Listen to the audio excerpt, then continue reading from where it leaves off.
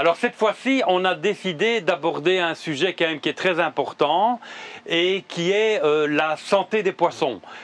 Savoir que comment est-ce qu'on fait pour éviter au maximum les problèmes avec les poissons, comment détecter ces problèmes, comment reconnaître une maladie éventuelle. On va aborder aussi les différents types de parasites qu'on a dans un bassin et sur les poissons bien sûr. Et alors surtout, que faire à partir du moment où on remarque qu'on a un problème avec des poissons. Alors, pour traiter tous ces problèmes, on a aussi quelqu'un qui a développé toute une gamme de produits et qu'on a invité pour venir présenter un petit peu les différents cas qu'on peut avoir et la manière dont il faut éventuellement traiter ces parasites. Et alors surtout, il va nous expliquer comment faire pour avoir un bassin correct pour éviter tous ces problèmes. Alors, je vais demander à Maarten, certains d'entre vous certainement le connaissent. Bonjour, salut Maarten. Salut. Qui va venir avec moi. On va passer un certain temps pour préparer cette vidéo et alors on va surtout vous présenter les différents produits et je vais d'abord commencer, Maarten, à te demander de te présenter pour nous dire qui tu es, ce que tu fais, d'où tu viens, etc. Oui. Je suis Maarten Lamens et donc je suis vétérinaire depuis 98, ça fait plus de 20 ans et je fais que des poissons dans ma pratique. Essentiellement des poissons d'ornement. Oui, essentiellement. De temps en temps des poissons rouges, mais essentiellement des koi de Japon, Israël. Et, oui. Et je fais des consultations à la maison, donc des visites à la maison. Donc les gens peuvent venir chez toi avec des poissons aussi. C'est aussi possible, mais la plupart des cas, je vais chez les clients. Tu vas chez les gens. Oui. D'accord. Parce que c'est pas facile à transporter un gros poisson, donc oui.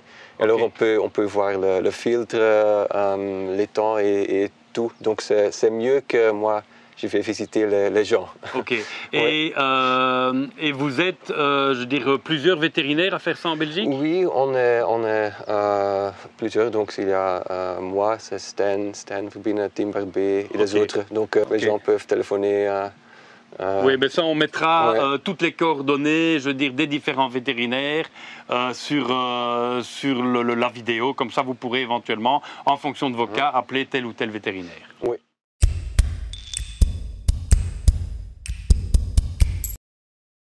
Alors Maarten, pour éviter tout problème, je veux dire, avec des poissons, il y a différentes choses qui sont importantes, je pense, à expliquer aux gens. Et pour moi, la première chose, ce qui est le plus important quelque part, c'est une bonne filtration dans un bassin. Parce que la filtration, c'est quelque part la station d'épuration du bassin. Oui, c'est très important la filtration. Quand on parle de filtration aussi, la filtration, elle est toujours quand même aussi dépendante de deux choses. C'est le volume du bassin et la quantité de poissons qu'on met dans un bassin. La quantité, oui, ça c'est très important. Et toi, tu conseilles quelle quantité de poissons par rapport au volume d'eau? Peut-être 40 cm par mètre cubique. 40 cm de poissons par mètre cube. Oui. Autrement, on a vite une surpopulation. Oui, parce qu'autrement, on a trop de déchets et trop, c'est pas facile. Et ça dépend du filtre. Maintenant, si quelqu'un, je veux dire, a un bassin, je veux dire, moyen, on va dire de 10 mètres cubes, mais qu'il a une très très grosse filtration, là, il peut monter en quantité. Il peut monter en qualité, oui. Donc, c'est vraiment la filtration qui est l'élément qui va déterminer la quantité de poissons. Mais pour les maladies, si on a une haute quantité de poissons, les infections vont aller très vite. Donc plus on a de poissons, plus vite le problème va se répandre. Oui, c'est ça. Et alors, d'autres choses qui sont évidemment très très importantes, c'est de tester régulièrement la qualité de l'eau. La qualité d'eau, Et donc, quels sont les paramètres que toi tu conseilles de tester régulièrement dans un bassin? C'est l'acidité, la dureté, l'oxygène aussi, très important. Donc le nitrite, ammoniac, nitrate, ce sont les importants. Et quand tu dis acidité, c'est le pH quoi? C'est le pH, c'est le pH. Et tu conseilles un pH de combien toi? Normalement je vois environ de 7 à 8. Entre 7 et 8? Entre 7 et 8, c'est toujours... Ça ne doit pas être aussi précis qu'en aquarium par exemple? Non. En aquarium souvent on est au 10e, en étant à un demi-degré, c'est quand même pas si grave que ça. Non, mais c'est important qu'il y a de stabilité, que ça ne change pas trop. Donc, pour avoir une stabilité dans le pH, ce qui est important, c'est la dureté, le KH, c'est très important. Le KH, d'avoir un KH élevé, et que tu conseilles aussi à... Oui. À partir de 4 et plus haut, oui. Je vois souvent des étangs et ils ont un KH de 1 ou 0. Alors c'est très dangereux. Oui. Donc tous les acides vont diminuer l'acidité, le pH, et c'est très dangereux. Oui. Donc, et 4, c'est assez? C'est pas mieux d'avoir autour des 10 ou 12? Oui, c'est mieux, mais à partir de 4, c'est... Ouais. Et ce qu'il faut bien comprendre et que les gens comprennent aussi, c'est que la dureté de l'eau, c'est quelque part une protection pour le poisson. Au plus la dureté d'eau est élevée, moins vite un problème devient dangereux. Oui, c'est plus stable. Voilà, c'est plus stable. Ok. Un autre élément qui est important aussi pour la santé des poissons, c'est de leur donner une nourriture de qualité. Oui, c'est normal. Oui, c'est comme nous, les humains. Donc c'est très important. Et d'essayer. Bon, il y a sur le marché quand même pas mal de bonnes marques de nourriture. Hein. En Belgique, il y a Aquatic Science qui fait Ishi Food. Il y a Ikari qui est très connu. Il y a quand même pas mal de marques de nourriture. Alors toi, tu as développé aussi une gamme? Oui, moi j'ai aussi une nourriture de Malamix Food. Et donc c'est une nourriture de très haute qualité. Et on peut donner ça durant toute l'année. C'est un avantage. C'est bien pris, c'est bien digesté. Alors, on peut donner ça durant toute l'année. Et aussi, on a moins de déchets parce que c'est bien pris. Ça, c'est la grosse différence qu'il y a entre une nourriture, on va dire, bon marché et une nourriture de qualité. C'est quand on prend une nourriture bon marché, on donne ça aux poissons. On a vite beaucoup d'éléments en suspension parce que les poissons mangent et on a beaucoup d'excréments. Oui, et ça va très vite. Si la température d'eau fait 20 degrés ou plus, après 4 et 5 heures, c'est déjà... Ça sort déjà. Oui, ça sort déjà. Voilà, et on pollue très vite le bassin. C'est aussi la raison... Oui, on a des granules de 6 mm, pas trop grands, autrement ça va pas être... Et un point que je rebondis pour aborder dessus, parce que c'est des questions que les gens posent quand même souvent aussi. Tu dis on peut nourrir toute l'année. En dessous de quelle température est-ce qu'on ne nourrit plus des poissons? Moi, je donne mes poissons jusqu'à 6 degrés environ. Oui, si les poissons veulent manger, moi je les donne. S'ils nagent, donc ils ont besoin d'énergie et je le donne. Donc aussi les carpes en nature, ils mangent aussi en hiver, mais très peu. Oui, la quantité est différente, mais oui, si les poissons veulent manger, je donne un petit peu. Ok. Un dernier point, je pense qu'on n'a pas encore abordé aussi, c'est l'oxygène dans le bassin. Et ça, je veux dire, malheureusement, moi, je remarque que quand même, beaucoup de gens négligent, ne pensent pas à ça. Oui, c'est très important, surtout dans l'été. S'il fait chaud et si vous avez beaucoup des algues, ça prend l'oxygène durant la nuit. Et ça, c'est toujours dangereux. Et je vois souvent que les poissons sont en surface. Le matin. Le matin, oui. Parce qu'il y a le phénomène de la photosynthèse inverse. Donc les gens oublient, par exemple, des gens qui ont beaucoup de plantes oxygénantes dans un bassin ou beaucoup d'algues. Ce qu'ils oublient, c'est que la plante oxygénante, c'est une plante oxygénante très bien la journée. Elle produit de l'oxygène, mais la nuit, elle fait le phénomène inverse. Elle va prendre l'oxygène. Et si on n'a pas un bon apport d'oxygène avec une pompe à air, avec un venturi ou avec, je dirais, un bon mouvement d'eau, on peut se retrouver le matin avec tous les poissons. Et tous les grands poissons. Souvent les gros. Parce qu'ils ont besoin de plus d'oxygène. Oui, c'est ça. Voilà. Ok, ben voilà, je crois qu'on a abordé un peu, je veux dire, tous les différents paramètres à prendre en compte. On va dans d'autres petits rushs de vidéos aussi expliquer, je vais dire, quels parasites on peut avoir, quels problèmes avec la qualité d'eau et voir comment on peut pallier. Mais ça, on va voir après. Hein. Ok. Ça va? Ça va.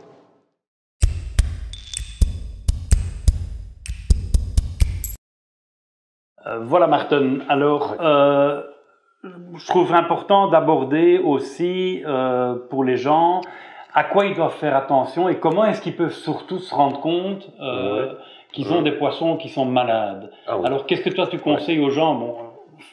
souvent les gens qui ont eu des problèmes savent à quoi ils doivent faire attention. Mais quand des gens ont un nouveau bassin ou pendant 5 ou 6 ans ils n'ont pas eu de problème, à quoi ils doivent faire attention? Il y a quelques symptômes qui peuvent dire qu'ils sont malades ou pas. Peut-être quand ils se frottent de temps en temps, c'est une possibilité qu'il y a des parasites. Les parasites vont irriter et donc les poissons ils vont... Mais est-ce que ça veut dire qu'un poisson qui se frotte, d'office il a du parasite? Non, ça peut être quelque chose interne. Peut-être, parce que souvent, par exemple, au premier rayon de soleil au printemps, les poissons, souvent, je veux dire, ont tendance à aller se frotter. Oui, la température va changer, les autres paramètres vont changer. Donc, c'est pas toujours des parasites, mais c'est une possibilité. Donc mais un poisson qui se frotte souvent, là, il faut quand même faire un petit peu attention. Oui. Okay. Donc, il y a des autres symptômes quand ils vont se séparer. C'est pas normal. Normalement, le koi, c'est un animal grégaire qui vit en groupe. Social, oui. Quand il va se séparer, donc c'est toujours un risque. Et donc, un poisson qui se sépare, souvent... c'est soit il va en surface, soit il va dans le fond, mais c'est souvent un peu comme nous quand on est malade. Je veux dire, on est, donc c'est les nageoires contre le corps. Il y a un poisson qui bouge peu, donc ça vraiment il faut s'alerter. Alors. Oui, c'est ça. Ou sauter de temps en temps, il saute. Et aussi la qualité du mucus, de la muqueuse. De temps en temps, je vois que la consistance n'est pas bonne, que les parasites font irriter ça, et donc c'est... Mais ça, les gens peuvent s'en rendre compte.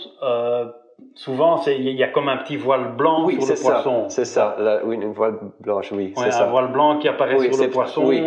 Oui, les couleurs sont je sais pas le mot. Plus pâles. Oui, c'est ça. C'est ça.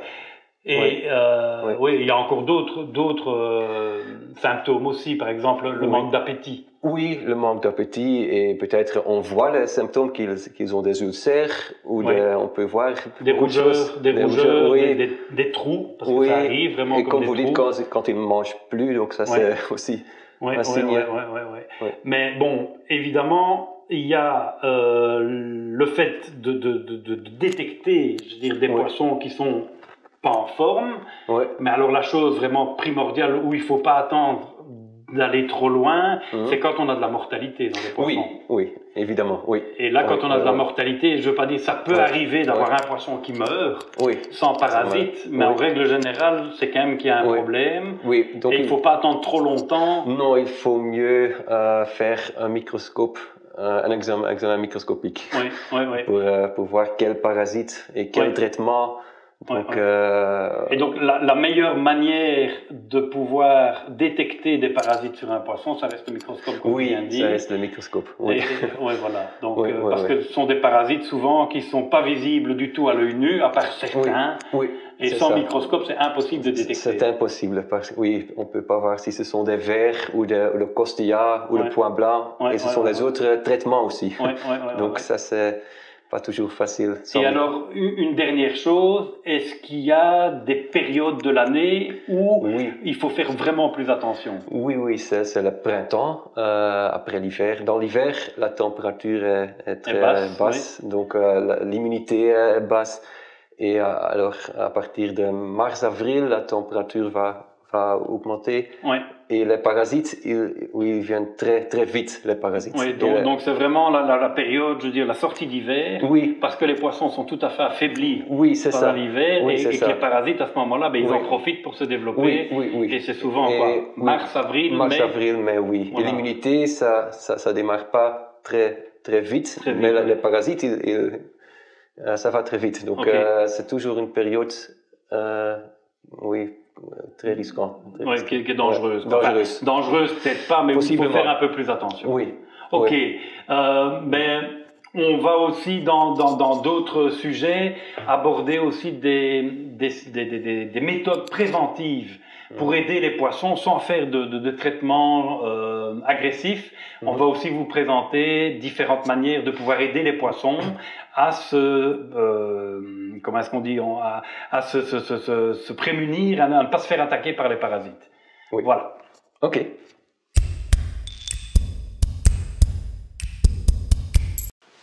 voilà Martin, ce que je voudrais peut-être bien qu'on aborde un petit peu cette fois-ci, c'est d'expliquer aux gens, lorsqu'ils ont un poisson qui pense qu'il est malade, ou un poisson mort, mais fraîchement mort, parce qu'on a déjà vu des gens, nous, arriver au magasin, à la rigueur, ils sont de l'autre côté de la porte et on sent déjà le poisson, et là, il faut dire qu'on ne sait plus rien voir. Il faut un poisson qui est mort de combien d'heures maximum? 6 heures. 6 heures environ. Plus que ça, on voit plus rien. Il y a des parasites comme le Costilla, ça va sécher très vite le mucus et on ne voit plus après quelques heures. Voilà.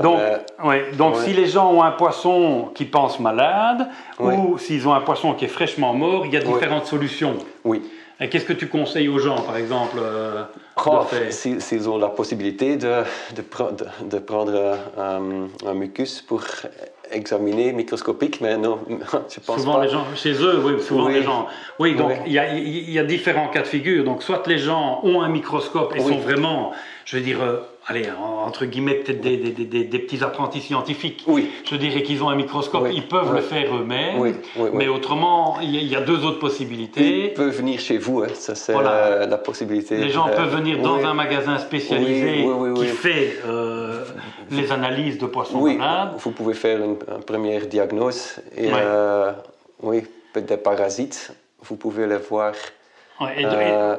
Au magasin, nous, on le fait vraiment très régulièrement, même tous les jours et plusieurs fois par jour.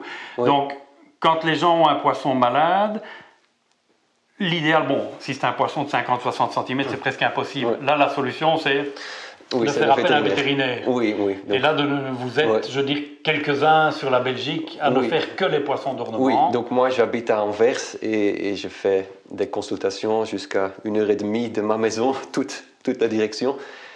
Donc c'est jusqu'à Louvain et tout en nord. Une demi-heure, pas 1h30. 1h30 environ, 1h30. Oui, c'est jusqu'à Louvain, je suis tous les semaines. Mais j'ai des autres collègues, c'est Stijn Verbinen ou Tim Barbet, ils viennent dans cette région ici, donc ils peuvent toujours m'appeler ou appeler un collègue ou un autre collègue, ça m'est égal. Ça, de toute façon, je veux dire, on mettra sur la vidéo, vous allez avoir à la fin de la vidéo les coordonnées des différents vétérinaires et on va essayer quand même un petit peu de donner des zones géographiques parce que voilà, Stijn Verbinen, lui, il fait, on va dire, les alentours de Bruxelles, mais il vient sans problème, je veux dire, assez loin dans la Wallonie. Toi, tu fais plutôt le nord de Louvain. Et Tim Barbet, je ne sais pas exactement quel bout il fait. Il va aussi un peu partout. Voilà, il va aussi un peu partout. Donc, quand les gens ont un poisson malade, ils viennent avec le poisson au magasin. La meilleure manière d'amener le poisson. Pas dans un papier. Non, le mieux c'est quoi? C'est un seau avec de l'eau. Avec de l'eau, ça c'est important qu'il ne va pas sécher le poisson parce que les parasites font aussi sécher. Donc, et de l'eau du bassin. De l'eau du bassin, ça c'est mieux, qu'il n'y a pas de grands changements. Et ça c'est très important. Voilà, donc le poisson vivant bien sûr dans l'eau du bassin, mort vous le contenez aussi dans l'eau du bassin. Et alors, nous au magasin, qu'est-ce qu'on va faire? On va analyser les paramètres de l'eau parce que ça peut être un problème de qualité d'eau. En tout cas. Et alors, on fait aussi l'analyse du mucus du poisson. On regarde le corps du poisson et puis on regarde aussi les branchies. Et le principe, en fait, les parasites, ils se situent où sur un poisson? Ils sont partout, mais on voit beaucoup de parasites dans la région des nageoires, parce que c'est très bien, le sang vient très bien concentré. Oui, c'est ça. Mais ils sont partout, si c'est grave. Mais moi, je prends l'échantillon à côté des nageoires. Nageoire dorsale ou nageoire, c'est égal, pectorale, c'est égal. Et ce qui est hyper important pour les gens, pour éviter tout problème, enfin pour les poissons des gens, et pour éviter tout problème, il y a une chose que les gens malheureusement ne connaissent pas toujours, c'est le volume de leur bassin. Oui, c'est très important. Ça arrive beaucoup que les poissons sont morts parce que le client ne sait pas combien de litres d'eau et il va surdoser 2-3 fois. Et alors, c'est dangereux.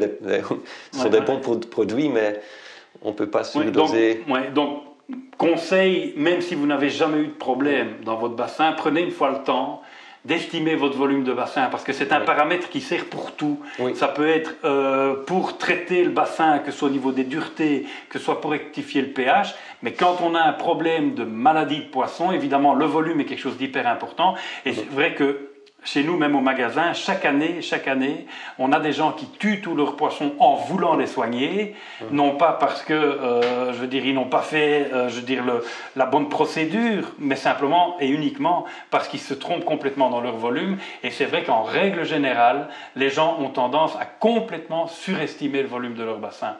Ils pensent qu'ils ont 10 mètres cubes, et en fin de compte, ils n'en ont que 6 ou 5. Évidemment, à ce moment-là, ben, on met 2 fois trop de produits. Alors, au lieu d'aider le poisson, ben, vous le flinguez complètement et vous tuez tous vos poissons. Je pense qu'on a abordé tous les sujets, toute la manière dont les gens doivent procéder. Donc, je fais juste un petit résumé. Vous avez un poisson qui n'est pas bien ou un poisson qui est mort. 2 solutions, soit vous allez dans un magasin spécialisé qui fait les analyses de poissons, soit si c'est des gros poissons ou si vous habitez loin ou si vous n'avez pas la possibilité de transporter vos poissons, vous faites appel à un vétérinaire et dans 9 cas sur 10, je veux dire, on trouve la solution très rapidement. Maintenant, c'est vrai que même si nous, en magasin, on ne parvient pas à trouver vraiment la bonne solution, on n'a pas d'autre solution et on le fait. On se retourne vers les vétérinaires et c'est le vétérinaire qui vient chez vous et qui, en règle générale, trouve la solution. Voilà.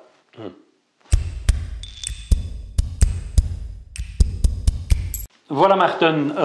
Je voudrais bien qu'on parle un tout petit peu des parasites de poissons. Oui. Donc, les parasites de poissons, donc les parasites qui vont attaquer, affaiblir, voire tuer les poissons. Il existe des parasites plus petits, des parasites plus grands. Oui. Alors, on peut distinguer, je pense, les simples parasites en parasites qui sont visibles à l'œil nu et ceux qui sont obligatoirement qu'on ne sait voir que sous le microscope. Oui. Alors, quels sont les parasites qu'on peut détecter à l'œil nu? Il y a différentes. Ce sont les sangsues. Oui, les sangsues. Oui, les poux de la carpe, les vers d'encre. Les vers à encre. Et aussi le point blanc. Oui. Si c'est grave, on voit tout. S'il est gros, quoi. S'il est gros. Si c'est un gros point blanc. Oui, on les voit. Donc, ça, ce sont les 4 parasites qu'on voit vraiment à l'œil nu. Oui, c'est ça. Et alors, on a aussi des petits et tout petits parasites, où sans microscope, on ne sait pas les voir. Non, comme le costilla, c'est que 5 micromètres, donc c'est tout petit. Tout petit, oui. On a le Trichodina, le Chirodonella, Tetrahymena, aussi le petit point blanc. Donc, il y en a différentes. Oui, alors il y a aussi, je pense qu'on n'a pas parlé du Dactylogyrus, Gyrodactylus aussi. Oui, Dactylogyrus, qui sont des vers. Voilà. Oui. Il y en a beaucoup, mais ce sont les plus importants. Oui. Et alors, donc ça, ce sont les parasites. Et puis, on a aussi dans des maladies, on va dire maladies de poisson, je veux dire, on a aussi les bactéries et les virus. Oui, et les champignons. Ah oui, il y a les champignons dont on n'a pas parlé aussi, qu'on voit à l'œil nu quand même. Oui, comme chez les autres animaux. On voit les blanches. Et donc, les parasites petits, c'est au microscope. Les plus gros, on peut les voir à l'œil nu. Virus et bactéries, ça c'est quasiment que des analyses en laboratoire. En laboratoire. Antibiogramme. Et oui. Il y a quelques bactéries, comme le Flavobacterium, ils ont une forme spécifique et on peut voir sur le microscope. Et forme spécifique, moi c'est quoi, des espèces de bâtonnets, c'est pas ça? Oui, mais très longs. Des longs bâtonnets, c'est ça qu'on dit en bactéries. Oui, toutes les autres bactéries, ils sont des petits... Des petits points? Oui, des petits points. Oui. Donc il y a... Mais normalement, on a besoin d'un laboratoire pour voir quelle bactérie ou quel vir. Oui, et donc ça c'est un antibiogramme pour les bactéries qu'on fait en labo. Et en laboratoire, pour que les gens comprennent ce qu'on fait, ils prennent, je dirais, un échantillon et on met ça en présence... des antibiotiques. Oui. Donc après la croissance de quelques jours, on le fait sur une autre plaque avec l'antibiotique. Oui, donc moi si je me souviens, on appelait ça des boîtes de pétri. Oui, des boîtes de pétri, c'est ça. Et on peut voir après 1-2 jours, on peut voir sur laquelle antibiotique il n'y a pas de croissance de bactéries. Et à ce moment-là, on parvient à déterminer l'antibiotique qui va permettre de tuer la bactérie. C'est ça. À l'antibiogramme, on peut voir les différentes antibiotiques. Ok.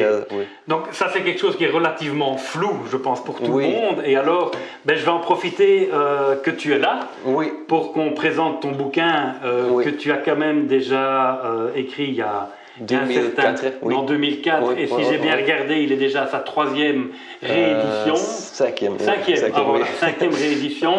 Donc ça veut dire que tu apportes chaque fois, des améliorations. Oui, et montre peut-être, certains parasites dedans. Et alors, pendant que toi tu cherches, je vais en profiter aussi pour vous dire que ce bouquin existe en 4 langues. Donc il existe en français, en néerlandais, en anglais et en allemand. Donc, en fonction de votre langue maternelle la plus facile, vous avez le choix. Ce sont peut-être les parasites qu'on peut voir. Donc les parasites qu'on voit à l'œil nu. Oui. Donc le pou, le carpe, le sangsue.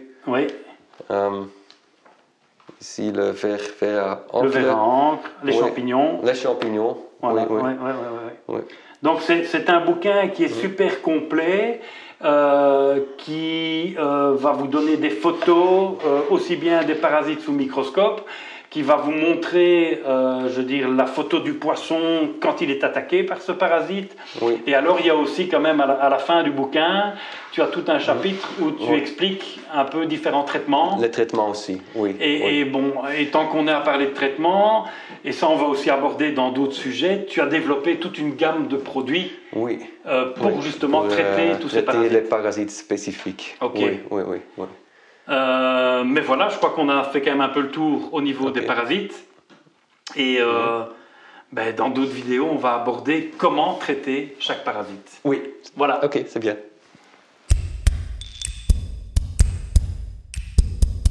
Alors, je vais profiter de la présence de Maarten pour... Maarten, c'est Koi Docteur. Alors, je vais profiter de sa présence pour qu'il puisse nous présenter la gamme de produits qu'il a mis au point avec les années. Et notamment, d'abord le bouquin dont on a déjà parlé dans d'autres vidéos, qui est un bouquin très complet qui vous explique les parasites, la manière de les traiter. Et alors, présente-nous un peu la gamme qui est, je pense, antiparasitaire vraiment jusque-là. Oui, c'est juste. Donc, ça commence avec l'antiparasite. Ça fonctionne contre les parasites Costia, Trichodina, Tetrahymena, Point blanc, donc tous les parasites unicellulaires. Oui, et aussi contre les champignons. Ok, et donc ça c'est essentiellement donc les parasites qu'il y a sur la peau ou éventuellement sur les branchies des poissons. Oui, c'est ça.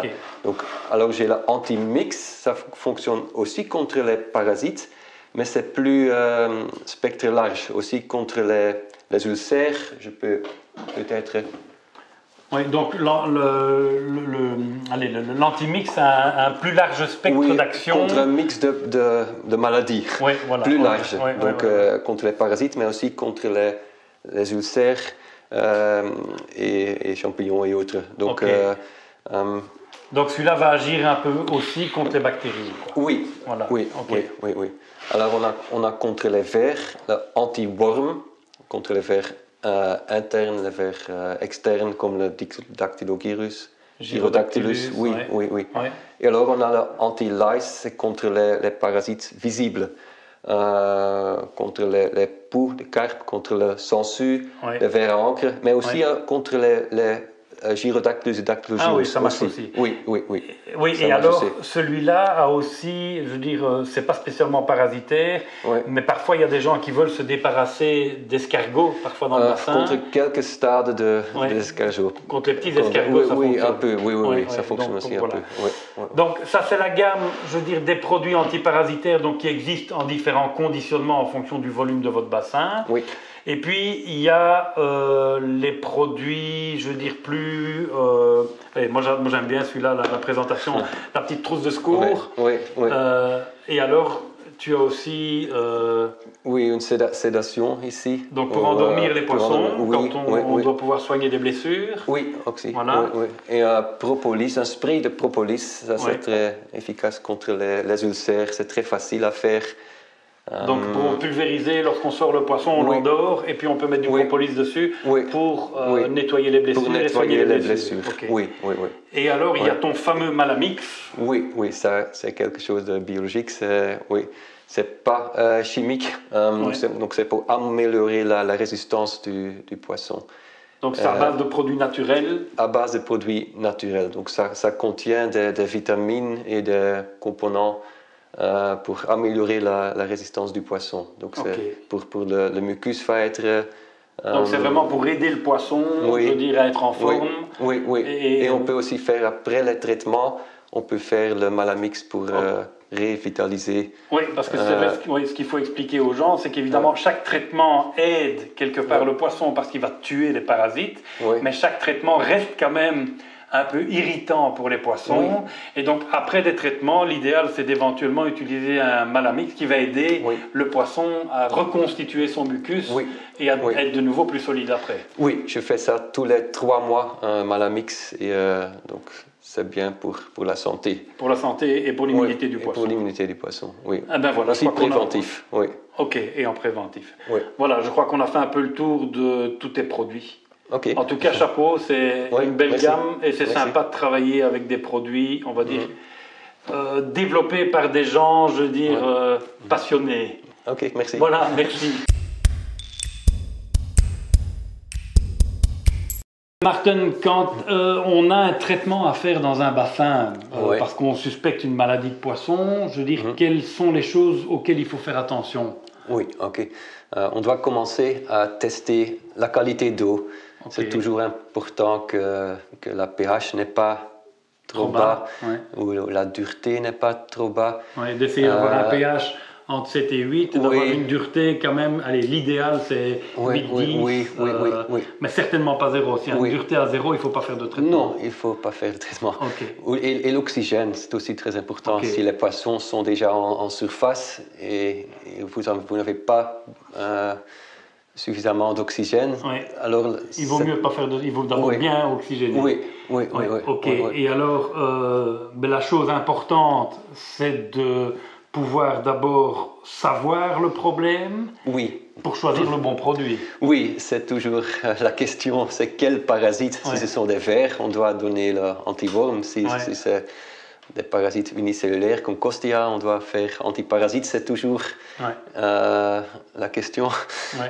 Traiter à l'aveuglette, c'est toujours... Non, c'est pas l'idéal. C'est pas idéal. Et c'est possible qu'on a un peu de différents parasites. Donc on peut toujours donner le Malamix s'il n'y a pas trop de parasites. Si on trouve une centaine de parasites, on doit traiter avec le bon traitement. Oui. Et alors, chose importante aussi, parce qu'il y a parfois des gens qui pensent qu'en faisant 2 traitements très rapidement, c'est mieux. C'est dangereux. Ça peut être dangereux de mélanger les différents produits de différentes firmes. Il vaut mieux toujours, de toute façon, entre 2 traitements, c'est toujours mieux d'attendre quand même quelques jours. Oui. C'est toujours indiqué, donc il faut toujours lire la notice. Oui, mais c'est vrai, et sur les notices, on ne met pas toujours de ne pas mélanger l'autre produit. Non, mais lisez toujours bien les notices. Et respectez toujours bien les dosages, ça c'est hyper important. Et alors sur les notices, en règle générale, c'est mis au niveau de l'UV, important, on éteint l'UV pendant 3, 4, 5 jours. Environ ça dépend cette période. Un petit peu. Oui, ça dépend du parasite. Voilà, je crois qu'on a abordé un peu tout au niveau des traitements. Donc si je suis très succinct, donc l'idéal c'est d'essayer de détecter le parasite pour choisir le bon produit. D'abord de vérifier les qualités d'eau, voir si la dureté et le pH sont corrects. Ensuite on fait le traitement, on n'oublie pas d'éteindre l'UV et bien oxygéner. Et en fonction des parasites, éventuellement on attend 3-4 jours et on doit refaire éventuellement une deuxième, voire une 3e fois le traitement. Voilà, c'est ça. Je crois qu'on a fait le tour. Ok. Alors, Martin, on a plusieurs clients qui nous ont posé des questions, soit via Facebook, soit au magasin, etc. Et on en a pris une liste de certaines. Donc, il y a Corentin de Beauvechin qui a posé la question qu'est-ce que l'hydropisie? Quelles sont les causes? Les écailles hérissées, les yeux qui gonflent sur les poissons. Oui, c'est comme dans le livre. Je vois ça souvent dans ma pratique. Et dans la plupart des cas, c'est qu'un poisson qui est... un poisson dans le bassin. Dans le bassin, oui. Donc normalement, ce n'est pas infectieux. Donc dans la plupart des cas, ce sont les reins qui ne marchent plus et alors ils vont gonfler. Ils vont faire de la rétention d'eau. Oui. Mais on ne peut pas toujours faire... moi, je fais donc les mettre en quarantaine et augmenter la température alors que la résistance va aussi augmenter. J'ajoute aussi beaucoup de sel. Jusqu'à quel dosage? Jusqu'à 7 kg par cubique. Alors le sel va faire sortir l'eau du poisson, oui. Oui. Et aussi l'antibiotique. Je donne aussi l'antibiotique. Et aussi prendre un frottis et voir sur le microscope parce qu'ils sont très sensibles pour des infections secondaires. Alors ça, c'est infectieux. Se faire attaquer par d'autres parasites. Oui. Donc toujours examiner le... Donc la meilleure manière de traiter ça, de toute façon, c'est de mettre le poisson en quarantaine. Et ça ne sert à rien de traiter tous les temps pour ça. Oui, c'est ça. Okay. S'il mange bien, la prognose est bonne. Mais s'il ne mange plus, alors... C'est antibiotique par injection éventuellement. Oui. Et puis on croise les doigts, quoi. Oui. Ça va. Oui. Alors, une question de Nathalie qui demande à quel point la nourriture peut-elle influencer la santé des bons poissons? Ah oui, c'est très important, hein, comme chez nous les humains aussi, une bonne nourriture va aussi renforcer les poissons. Donc, dans le Malamix Food, il y a de l'aloe vera, probiotiques, la spirulina et tout autre component. C'est une nourriture de trop haute qualité, c'est très important. Oui, donc tout commence chez une nourriture de haute qualité. Voilà, c'est ça qui fait l'équilibre de l'ensemble. Oui. Ok. Alors, une question de Christophe. Pourquoi est-ce qu'il est important de respecter la fameuse règle de 1 koi par mètre cube? Est-ce réellement un facteur de stress? Oui, c'est aussi de stress, mais le plus important... si on a beaucoup de poissons, les parasites vont infecter très vite les autres poissons. Donc, tous les parasites, ils mangent du mucus, alors ils nagent dans l'eau et ils doivent prendre un nouveau poisson dans quelques minutes. Si on n'a que 5 poissons dans 20 000 litres, les parasites... ils vont difficile à retrouver un nouvel hôte. Oui, si on a 20 poissons sur 5 millilitres, c'est tous les parasites sont pris par les poissons. Donc, c'est un peu comme dans tout le règne animal, quand il y a surdensité, les problèmes arrivent. Oui, concernant le filtre, c'est possible de mettre plusieurs de poissons. Oui, au plus le filtre est gros, au plus on peut avoir une densité de poissons importante en fonction du volume. Oui, mais c'est concernant les maladies qu'on dit ça. Oui. Donc, avoir une densité de poissons, je dis, raisonnable d'un gros koi par mètre cube d'eau, ça c'est l'idéal, voire moins. Oui. J'aime moins, mais ok. Ça va, ok. Oui. Alors, une question de Ariane. Il serait intéressant aussi de parler des traitements préventifs que certains prônent, tout comme le traitement de sel que l'on voit par-ci par-là. Oui, concernant le sel, oui. J'ai beaucoup la question, doit-on faire le sel ou pas? Si on fait le sel en petite quantité, jusqu'à 3 kg par cubique, le sel va irriter un peu le mucus, donc le poisson va développer beaucoup le mucus. Et alors, on a un peu plus de mucus. Mais pourtant, la composition du mucus n'est pas enrichie.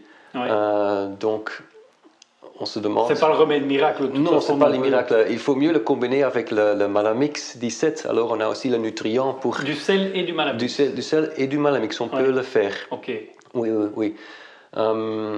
Si on fait le sel en très haute quantité, jusqu'à 7 kg par cubique, ça va irriter beaucoup et ça va tuer quelques parasites aussi. Mais ça, c'est agressif pour le mucus. Ça va... donc en bain permanent dans un bassin, on ne dépasse pas 3 kg par mètre cube. Non, normalement pas. Aussi, si on doit traiter chimique, jusqu'à 3 kg par cubique, on peut faire tous mes produits sans problème. Mais si on fait 7 grammes ou plus de 7 kg de cubique, c'est dangereux en combinaison du traitement chimique. Donc, on peut faire le sel, mais ce n'est pas nécessaire. Le sel n'est pas quelque chose d'obligatoire. Non, on peut mieux faire le Malamix. Donc, il va plus enrichir en vitamines, en probiotiques, etc. Et pas juste agir sur un mucus, mais qui n'est pas spécialement efficace. C'est juste. Parfait. Alors, une question d'une personne du groupe dont je n'ai pas le nom, du groupe Facebook. Pouvez-vous parler des changements d'eau, quand, comment, et est-ce qu'il y a des raisons de faire des changements d'eau dans un bassin? Oui, si vous avez beaucoup de poissons, il faut changer beaucoup d'eau. Moi, à la maison, j'ai 50 cubiques, j'ai que 12 poissons. Donc, je ne dois pas changer beaucoup d'eau. J'ai un grand filtre, j'ai des plantes.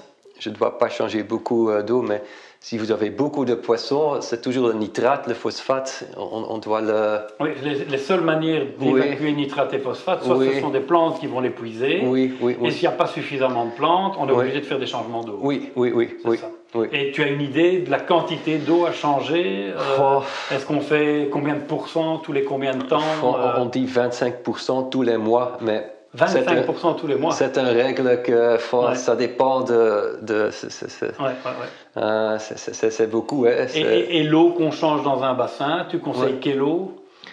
De l'eau du robinet, de l'eau de pluie? Oui, de l'eau du robinet, ou une combinaison des deux, c'est possible. Et si on a un système pour le calcaire, de l'eau avec le système calcaire ou sans le système calcaire? Je préfère sans. Tu préfères sans? Oui, si la dureté, le cache est 0 ou 1 ou 2, c'est peut-être... c'est pas bon. Donc il vaut mieux du calcaire. Donc il vaut mieux du calcaire dans l'eau. Oui. C'est ça. Donc on enlève l'appareil. Oui, on enlève l'appareil du robinet. C'est ça. Oui. Parfait. Oui. Parfait. Un autre point qui est demandé par Damien ici, mettre régulièrement des bactéries dans un bassin, et c'est intéressant pour le bassin et pour le filtre. Oui, c'est toujours intéressant. On ne peut pas surdoser les bactéries. Donc, c'est aussi dans le Malamix, il y a des bactéries pour les probiotiques et pour le filtre, mais on peut toujours faire ça. L'important est, si vous faites le test d'ammoniac et nitrite, ça doit être 0. C'est ça. Et le fait de mettre un petit peu de bactéries régulièrement, c'est-à-dire toutes les semaines, toutes les 2 semaines, ça garantit d'avoir un filtre toujours avec suffisamment de bactéries et d'éviter justement ces pics de nitrite et d'ammoniac. Oui, c'est ça. Oui. Ok, on a fait le tour des questions là. Merci Martin. Ok, oui, de rien. Eh bien, voilà Martin, en tout cas, je voulais te remercier, du temps consacré, et comme ça on a un peu pu aborder pas mal de cas, on a pu présenter pas mal de produits, de rien, avec plaisir. En tout cas un grand merci, et j'aurais voulu juste faire une petite piqûre de rappel à tout le monde. Donc, pour avoir un étang, correct, des poissons en bonne santé, les différentes choses à prendre en compte, premièrement, une bonne filtration, ça c'est hyper important. Deuxièmement, pas de surpopulation. Donc, testez correctement vos paramètres d'eau, pH, GH, KH, nitrite, ammoniac. N'hésitez pas à venir en magasin éventuellement avec un échantillon d'eau. Et alors, si vous avez des questions, particulières par rapport à, un problème avec vos poissons, un problème de qualité d'eau, n'hésitez pas à soit nous envoyer un mail, soit nous donner un petit coup de fil. On a le chat éventuellement aussi. On tâchera d'y répondre le plus rapidement possible. Si ce sont des questions qui nous dépassent parce que c'est trop spécifique, ben on renverra l'information chez Martin qui lui répondra. Okay. Donc voilà, sachez qu'on est toujours là pour vous aider. Donc si vous avez quoi que ce soit comme problème, on est là. Prenez contact avec nous et ce sera avec un grand plaisir. En tout cas, Martin, encore un super merci. C'était super sympa. Plaisir. Et ben à la prochaine alors. Hein. Ok, à la prochaine. Grâce à sa boutique en ligne, Aquiflore est accessible partout en un clic. Tout le matériel pour vos poissons et votre étang, maintenant disponible sur aquiflore.com. Avec le code étang, votre première livraison est gratuite.